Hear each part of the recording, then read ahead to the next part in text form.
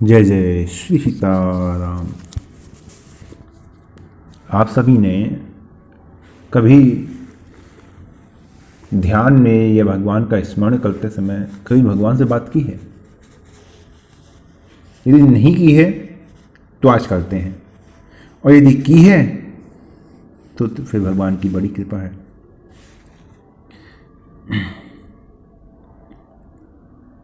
तो ध्यान की अवस्था में भगवान से बात करते समय किसी भी एकांत स्थान पर जहाँ पे थोड़ा शांत हो वातावरण, वहाँ बैठ जाइए और भगवान का आह्वान कीजिए, भगवान को बुलाइए, प्रभु दर्शन दीजिए, कृपा कीजिए। और भगवान के आने की आस हो, भगवान की प्रतीक्षा हो, उस समय भगवान से कहिए, प्रभु एक बात मैं पूछहूँ तो ही, कारण कवन बिसारे हूँ मोही। प्रभु मैं आपसे एक बात पूछता हूँ, आपने मुझे किस कारण से भुला दिया? मैं तो आपका ही अंश हूँ ना, ईश्वर अंश जीव अविनाशी, मैं आपका ही अंश हूँ, और अंश होने के नाते मैं आपकी संतान हूँ, आपका पुत्र हूँ। तो फिर ऐसी कौन सी बात हो गई, ऐसा कौन सा कारण हो गया कि कारण कवन बिसारे हूँ मोही, कि आपने मुझे बिसार दिया, आपने अपनी संतान को भुला दिया? मुझसे ऐसा कौन सा अपराध हो गया? अब क्योंकि भगवान के निवास हमारे हृदय में ही है ना, भगवान सदा हमारे हृदय में ही विराजमान रहते हैं। तो अब हृदय में भगवान के स्वरूप का चित्त, भगवान के स्वरूप का दर्शन कीजिए। भगवान मान लीजिए आपके सामने 2 फीट की दूरी पर, 1 फीट की दूरी पर आपके सामने खड़े हुए हैं। अब सबसे पहले भगवान का जो स्वरूप है, उस स्वरूप का भगवान का दर्शन कीजिए और भगवान से कहिए, नाथ सकल साधन में हीना, कीन्ही कृपा जानी जन दीना। प्रभु मैं तो हर प्रकार से साधनों से रहित हूँ, आपने मुझे दर्शन दिया है तो अवश्य ही आपने मुझे दीन जानकर ही दया की है। अब वरना मुझ पर दया करने के योग्य तो मेरा कोई कर्म है नहीं, कोई भक्ति है नहीं, जो आप मुझे इस प्रकार से दर्शन देंगे। तो अवश्य ही आपने मुझे दीन जाना है, इसलिए ही आपने मुझे दर्शन दिया है। लेकिन प्रभु आपने मुझे दर्शन दिया, लेकिन आपने दर्शन देने में इतना समय क्यों लगा दिया? आप इतना विलंब क्यों करते हैं? जैसे ही मैं पुकारूं आप आ जाइए। भाई ध्यान की अवस्था है ना, तो जैसे ही मैं पुकारूं आपको आ जाना चाहिए। तो भगवान कहते हैं नहीं, तुम्हें तरसाने में, तुम्हें विलंब करवाने में, तुम्हें प्रतीक्षा करवाने में ही तुम्हारा हित है। तो भक्त कहता है कि प्रभु प्रतीक्षा करवाने में हित, मुझे तो ऐसा नहीं लगता। भाई मैं तो आपका जो आगमन है, आपका जो दर्शन है, मैं तो उसे ही हित समझता हूं। भाई प्रतीक्षा करवाने में कैसा हित? तो भगवान कहते हैं कि देखो, विलंब से आने में, प्रतीक्षा करवाने में बड़ा लाभ है। क्यों? क्योंकि फिर व्याकुलता होती है, व्याकुलता होती है, मुझसे मिलने की जो इच्छा है वो और तीव्र होती है। ठीक है, पूरा जो प्रसंग है इसको बड़े ध्यान से समझिएगा, इसमें हम सभी के लिए सीखने को बहुत कुछ है। तो भगवान कहते हैं कि देखो व्याकुलता होती है, मिलने की जो इच्छा होती है तीव्र होती है। तो उस तीव्र इच्छा के बाद जब दर्शन होता है तो उसके मिलने में विशेष आनंद आता है। जैसे किसी को यदि बहुत तीव्र भूख लगी हो तो यदि उसे कैसे भी भोजन दे दिया जाए वो उसको स्वादिष्ट ही लगता है। तो भगवान कहते हैं, तो साधक कहता है, भक्त कहता है कि प्रभु अब आप कह रहे हैं कि आप विलंब से आएंगे, आप प्रतीक्षा करवाएंगे, लेकिन ये भी तो हो सकता है कि जो आपका भक्त है वो निराश हो जाए, और निराश होकर जो वो ध्यान में बैठा है वो ध्यान आपका छोड़ दे। ठीक है, बहुत बड़ी बात कही ना। भाई बैठे हैं ध्यान में, भगवान नहीं आ रहे, तो भक्त वही बात कह रहा है कि भाई भक्त ध्यान में बैठा है, आप आ नहीं रहे हो, आप विलंब कर रहे हो, आप प्रतीक्षा करवा रहे हो, तो हो सकता है कि जो भक्त ध्यान में बैठा हो वो ध्यान करना छोड़ दे। तो यहां पे भगवान का जो उत्तर है वो बहुत ही सुंदर और सुनने योग्य है। भगवान कहते हैं यदि उसे मुझ पर इतना ही विश्वास नहीं है, यदि मुझ पर उसे इतना भी विश्वास नहीं है कि मेरे आने में थोड़ा सा विलंब क्या हो गया कि वो ऊब गया, उसने ध्यान करना ही छोड़ दिया, तो फिर तुम ही बताओ, फिर उसको दर्शन देके मैं क्या करूंगा? फिर उसको दर्शन देने का क्या मतलब? तो भक्त कहता है कि प्रभु ठीक है, लेकिन आप आएंगे तो आपके आने से आप में जो उसकी रुचि है, आप में जो उसका प्रेम है, वो तो बढ़ेगा ना। और जो वो साधन कर रहा है, नाम जप कर रहा है, वो भी उसका तीव्र हो जाएगा। वो भी सोचेगा कि चलो भगवान मेरे ध्यान में आते हैं और नाम जप करना चाहिए। इसलिए भक्त जब भी आपको पुकारे तो आपका आना ही उचित है। मुझे तो यही लगता है कि आपको आ जाना चाहिए। तो भगवान कहते हैं कि देखो, उचित तो वही है जो मैं समझता हूं, और मैं वही करता हूं जो उचित होता है ना। इससे नाथ जी वाले प्रसंग में नाथ जी कहते हैं ना, कदम सुबेगी दास में थोड़ा, तो भगवान कहते हैं कि ठीक है, हम तुम्हारा हित नहीं करेंगे, हम तुम्हारा परम हित करेंगे। तो वही भगवान कह रहे हैं कि देखो, उचित तो वही है जो मैं समझता हूं, और मैं वही करता हूं जो उचित होता है। तो भक्त कहता है कि प्रभु आप जो कह रहे हैं, देखो मुझे भी वैसा ही मानना चाहिए, जैसा कह रहे हैं वैसा ही ठीक है, लेकिन आप तो जानते हैं ना कि मन कितना पाजी है, ये मानने नहीं देता। आप कहते हैं कि वही बात सही है, लेकिन प्रभु मैं क्या कहूं, मैं क्या करूं? मुझे तो यही बात अच्छी लगती है कि मैं बुलाऊं और आप आ जाओ।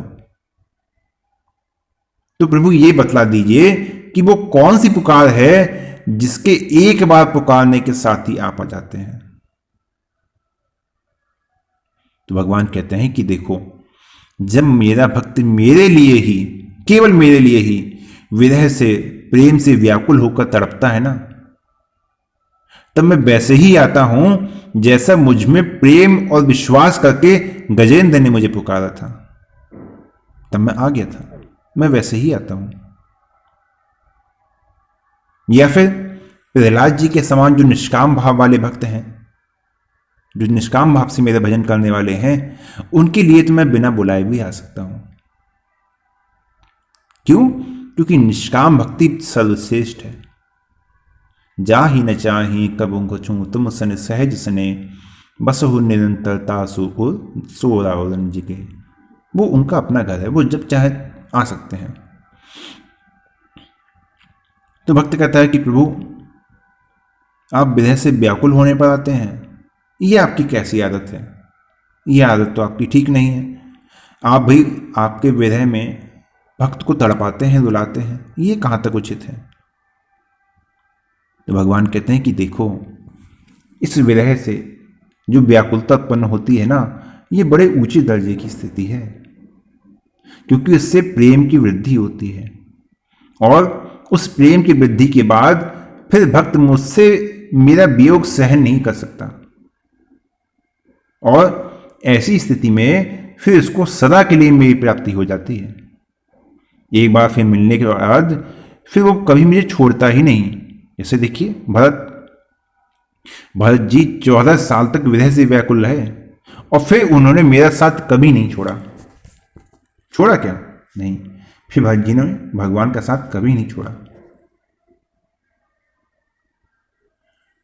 तो भक्त कहता है कि प्रभु आपको कभी कोई काम होता था तो आप या तो लक्ष्मण जी को दे देते थे, या फिर शत्रुघ्न जी को दे देते थे, आप भरत जी को नहीं देते थे। जैसे देखिए, मथुरा पर जब लवणासुर का राज्य था और मथुरा को जीतना था, तो शत्रुघ्न जी को भेज दिया। मेघनाथ को जीतना था तो लक्ष्मण जी को भेज दिया। आप भरत जी को नहीं भेजते, इसका क्या कारण है? तो भगवान कहते हैं कि देखो, अभी जो मैंने तुमसे बात कही ना, विरह की व्याकुलता, यहां पे वही बात है। उस प्रेम की अधिकता इतनी हो गई है भरत के मन में कि भरत मेरा वियोग सहन नहीं कर सकता। अर्थात लक्ष्मण जी वियोग सहन कर सकते हैं, शत्रुघ्न जी कर सकते हैं, लेकिन भरत जी राम जी का वियोग सहन नहीं कर सकते। अच्छा, तो प्रभु फिर उन्होंने 14 साल तक कैसे वन में रहे, वो वियोग कैसे सहन किया? तो भगवान कहते हैं मेरी आज्ञा से बंधकर उन्हें वो वियोग सहन करना पड़ा, और उस वियोग से, उस विरह से प्रेम की इतनी वृद्धि हुई कि फिर मुझसे वियोग कभी नहीं हुआ। प्रभु आपकी बात बिल्कुल ठीक है, लेकिन उस विरह में, उस वियोग में भी भरत जी का क्या हित आपने सोचा? तो भगवान कहते हैं कि देखो 14 साल का जो विरह था, उसको सहन करने से भरत विरह और मिलन इन दोनों के तत्व को जानने वाला हो गया, और फिर एक क्षण का भी वियोग अब उसको एक युग के समान प्रतीत होता है। इसलिए ही वो मुझसे इतना प्रेम करता है। तो भक्त कहता है कि प्रभु विरह में भक्त व्याकुल हो जाए और आप उसे प्रतीक्षा करवाएं, तो फिर उसे निराशा भी हो सकती है, वो निराश भी तो हो सकता है। तो भगवान कहते हैं, अरे देखो, अरे मैं तो तुम्हें कह ही चुका हूं ना कि फिर ऐसे मनुष्य के लिए फिर दर्शन देने की आवश्यकता क्या है, जो मेरे दर्शनों के लिए बैठा हो और निराश होकर उठ जाए कि नहीं, भगवान तो नहीं आएंगे। जो निराश होकर उठ जाए, फिर उसे दर्शन देने से क्या लाभ? उसे फिर दर्शन देने का कोई लाभ नहीं है। तो भक्त कहता है, फिर प्रभु, फिर ऐसे जो भक्त हैं उनको आपके दर्शन के लिए क्या करना चाहिए? तो भगवान कहते हैं कि देखो, जिस भी प्रकार से मुझ में उनकी श्रद्धा और प्रेम की वृद्धि हो, उन्हें वो कार्य करना चाहिए। तो भक्त कहता है, क्या बिना श्रद्धा और प्रेम के आपके दर्शन नहीं हो सकते? भगवान कहते हैं, नहीं हो सकते, क्योंकि यही नियम है। और प्रभु, अगर नियम में आप थोड़ी सी छूट दे दें तो थोड़ी सी तो रियायत हो सकती है ना। तो भगवान कहते हैं कि देखो, किसी पर रियायत दी जाए, किसी पे छूट दी जाए, किसी पे नहीं की जाए, तो फिर विषमता का दोष हो जाता है ना, और सब पर हो, ऐसा हो नहीं सकता। तो भक्त कहता है कि प्रभु, तो फिर क्या ये कभी नहीं हो सकती? ऐसी जो छूट है, रियायत है, क्या ऐसी रियायत भक्तों के लिए कभी नहीं हो सकती कि वो श्रद्धा और प्रेम की उनमें वृद्धि भी ना हो और फिर भी उन्हें आपके दर्शन हो जाए? तो भगवान कहते हैं, हां, हो सकती है। एक परिस्थिति ऐसी है, अंतकाल है ना, जन्म जन्म मुनि जतन कराहि, अंत राम कही आवत नहीं। तो भगवान कहते हैं कि देखो, अंतकाल, अंत समय में देखो ये छूट दी जाती है। उस समय यदि बिना श्रद्धा के और बिना प्रेम के भी यदि भक्त केवल मेरा स्मरण करता है, तो उसको मेरी प्राप्ति हो जाती है केवल। लेकिन अंतकाल की बात है कि अंतकाल यदि बिना श्रद्धा और प्रेम के यदि मेरा स्मरण करता है, तो मेरी प्राप्ति हो जाती है। और जीवन में तो विभाव कुभाव अनक आलसु, नाम जपत मंगल दिशि दसहु, तो केवल मंगल होता है। देखिए, अंत समय वही नाम भगवान की प्राप्ति करवाने वाला हो जाता है। तो भक्त कहता है, प्रभु ये तो प्रभु कोई बात नहीं हुई, वही अंत समय की बात है, तो अंत समय में भी आपने छूट क्यों रखी है? तो भगवान कहते हैं कि देखो, उसका जीवन समाप्त हो रहा है ना, सदा के लिए वो इस मनुष्य शरीर को त्याग रहा है, इसलिए उसके लिए ये रियायत रखी गई है। तो भक्त कहता है कि प्रभु ठीक है, ये तो उचित ही है कि अंत समय के लिए कुछ विशेष छूट दी जाए, लेकिन अंत समय मन, बुद्धि, इंद्रियां, ये सब तो प्रभु अपने वश में रहते नहीं है, समझे ना। अंत समय में मन, बुद्धि, इंद्रियां ये सब अपने नियंत्रण में नहीं रहते। आप सोचो कि मैं राम राम कह लूं तो जीवा आपके नियंत्रण में नहीं होगी, वो आपके बुद्धि का जो नियंत्रित होती है ना, वो नियंत्रण खत्म हो जाता है। तो फिर भक्त कहता है कि प्रभु, फिर उस समय आपका स्मरण करना भी तो वश की बात नहीं होती है ना, वो कैसे हो? तो भगवान कहते हैं, इसलिए ही भक्त को चाहिए कि वो सदा सर्वदा मेरा स्मरण रखने का अभ्यास करता रहे। यदि ऐसा अभ्यास करेगा तो फिर अंत समय उसे मेरी स्मृति अवश्य होगी, क्योंकि उसका अभ्यास ऐसा बना हुआ है। तो भक्त कहता है कि प्रभु आपकी स्मृति, आपका स्मरण मुझे सदा बना रहे, इसके लिए मैं इच्छा रखता हूं और कोशिश भी रखता हूं, मैं कोशिश भी करता हूं, लेकिन मन इतना चंचल है, उद्दंड है कि मेरी कोशिश पूरी नहीं हो पाती। अब इसके लिए कोई उपाय है क्या? तो भगवान कहते हैं हाँ, उपाय है कि देखो, जहां जहां तुम्हारा मन जाए वहां वहां से उसको लौटाकर प्रेम से समझाकर बुझाकर फिर बार बार मुझ में लगाओ। या फिर ऐसा करो कि जहां जहां जिस स्थान पर तुम्हारा मन जाए वहां वहां उस स्थान पर तुम मेरा ही चिंतन प्रारंभ कर दो। तो भक्त कहता है कि प्रभु ये बात मैंने सुनी भी है, पढ़ी भी है, समझता भी हूं, लेकिन उस समय मुझे युक्ति याद नहीं रहती है, इस कारण आपका स्मरण भी नहीं हो पाता। तो भगवान कहते हैं कि देखो, आसक्ति, विकार, इनके कारण तुम्हारी ये बुरी आदत पड़ी हुई है। इस आसक्ति का नाश और आदत, इनको सुधारने के लिए देखो, महापुरुषों का संग करो और नाम जप का अभ्यास करो, जो कि आपको मैं लगभग प्रतिदिन कहता हूं। वही बात देखिए यहां पे भगवान कह रहे हैं कि ये अभ्यास, ये आदत बदलने के लिए नाम जप का अभ्यास करो और संतों का संग करो, सत्संग करो। तो भक्त कहता है कि प्रभु ये तो फिर भी हो ही जाता है थोड़ा बहुत, और उससे लाभ भी होता है, लेकिन प्रभु दुर्भाग्य तो ये है कि ये भी तो सब समय नहीं हो सकता ना, सब समय नाम जप भी नहीं हो सकता, सब समय सत्संग भी नहीं हो सकता। तो भगवान कहते हैं ऐसा है, इसमें दुर्भाग्य वाली कोई बात नहीं है, इसमें तुम्हारी ही कोशिश की कमी है, तुम कमी छोड़ देते हो ना, इसलिए ऐसा होता है। अब भक्त ने तुरंत बात पकड़ ली, तो प्रभु क्या भजन और सत्संग ये कोशिश से होता है क्या? सुना तो है मैंने कि जो सत्संग है वो पूर्व के जो पुण्य इकट्ठे होते हैं उनके इकट्ठे होने पर होता है, आप कह रहे हैं कि कोशिश से प्राप्त होता है। तो भगवान कह रहे हैं कि देखो, सुनो, मेरा और संतों का, है ना, मेरा और संतों का आश्रय लेकर जो भजन का प्रयास करता है उसकी जो कोशिश है वो अवश्य सफल होती है। हां, उसमें कुसंग, आसक्ति, जो उसके संचित कर्म है, ये बाधा तो उत्पन्न करते हैं, लेकिन ये नाम जप का जो अभ्यास है ना, इससे उन सभी बाधाओं का नाश हो जाता है, और जो वो साधन भक्त कर रहा है उसके साधन में भी उन्नति होती है और श्रद्धा और प्रेम की वृद्धि होती है, फिर कोई भी विघ्न बाधा पास नहीं आती है। जो मनुष्य का प्रारब्ध है, ये केवल जो पूर्व जन्म के जो किए हुए कर्म है ना, उनके अनुसार केवल भोग प्राप्त करवाता है, सत्संग प्राप्त नहीं करवाता। प्रारब्ध का केवल काम है केवल भोग प्राप्त करवाना, इस समय सुख, इस समय दुख, इतना सुख इतना दुख।